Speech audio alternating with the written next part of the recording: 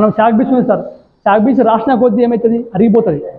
అది కూడా chalk piece లాగా ఉండాలి ఆ ప్రాబ్లం. అంటే చాక్ పీస్ లాగా ఉండాలి ఆ ప్రాబ్లం.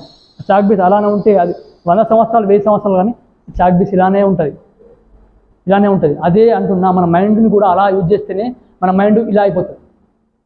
అలా కావాలంటే we can use your mind set properly. మన మైండ్ సెట్ని ప్రాపర్గా యూజ్ చేయాలి. మనిషికి కావాల్సింది mental strength, it's not physical strength. మనిషికి మెంటల్ స్ట్రెంగ్త్ కావాలి సార్. ఒక దృఢమైన, ఒక గట్టి బలవంతుడు ఉంటాడు, ఓకే. ఒక సన్నటి మనిషి ఒకడు ఉంటాడు. వాళ్ళిద్దరూ అంటే వార్కు రెడీ అయ్యారు, అంటే కొట్టుకోవడానికి వార్కు రెడీ అయ్యారు. అప్పుడు ఏమవుతా అంటే మనం అనుకుంటాం, ఎందుకు సార్, ఆల్రెడీ దృఢమున్న మనిషే గెలుస్తాడు, బక్క చిక్కినాడు వాడి దగ్గర అంతా లేదు సార్ అంటారు. అవునా?